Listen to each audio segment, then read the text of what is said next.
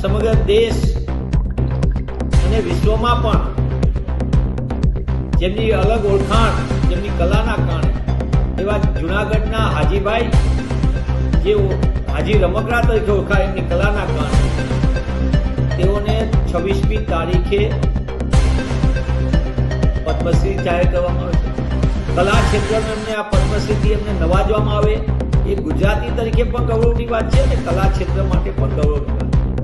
એક તરફ પોતાની સમગ્ર જિંદગીથી કલાથી પોતે ઓળખ ઊભી કરે છે રાજ્યમાં, રાષ્ટ્રમાં અને વિશ્વમાં. એ હાજીભાઈનું નામ રદ કરવા માટે ભાજપાના જૂનાગઢના કાઉન્સિલર પોતે ફોર્મ નંબર 7 ભરીને બારોબાર આપી દે કે આમનું નામ રદ કરો.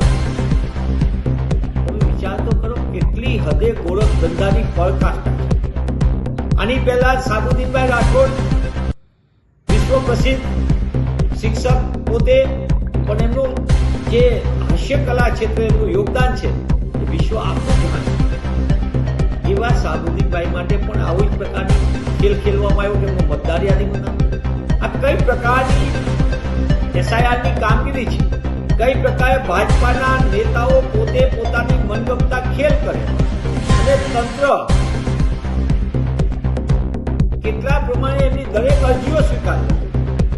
12 લાખ જેટલા ફોર્મ 7 ભરાય, એટલે કે જાણી જોઈને મતદાર યાદીમાંથી નામ ગુમ કરવાનો સુનિયોજિત ખેલ કરનાર ભારતીય જનતા પાર્ટી અને ચૂંટણી પંચની ગોઠવણના કારણે આ દેશને, સંવિધાને દેશમાં આપેલો આપણને મતનો અધિકાર છે છીનવવાનું પાપ કેવું થાય એનો વધુ એક આ નમૂનો આપણી સામે. આપણે દુઃખ સાથે કહેવું પડે, એક તરફ પ્રજાસત્તાક દિવસે પદ્મશ્રીથી આપણે નવાજીએ અને આપણે વાહવાઈ કરીએ, અને એ ગુજરાતનું ગૌરવ, દેશનું ગૌરવ એવા હાજીભાઈનું નામ મતદાર યાદીમાંથી દૂર કરવા માટે ભાજપાના નેતા કાઉન્સિલર ફોર્મ નંબર 7 ભરીને આપે તેમનું નામ દૂર કરવું. મને એમ લાગે છે કે આનાથી મોટી ગોરખ ધંધાની કોઈ કાર્યવાહી ન હોય. આ વોટ ચોરીના બે ઉત્તમ પ્રકારના, બે લબ્ધ પ્રતિષ્ઠિત કલાકારોની સાથે કેવી રમત રમાય, તો સામાન્ય નાગરિક સાથે કેવી રમત રમાય. આ ઉદાહરણ દેખાડે છે કે ચૂંટણી પંચે જાગી જવાનો સમય છે.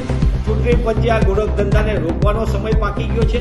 અમે વારંવાર કહે છે, દેશના અમારા નેતા અને જનનાયક રાહુલજી પણ વારંવાર કહે છે કે આ વોટ ચોરીનો ખેલ છે, લોકોના મતના અધિકાર છીનવવાનો ખેલ છે અને આની ઉપર રોક લાગવી જોઈએ, તો જ આ લોકતંત્રનો બચાવ.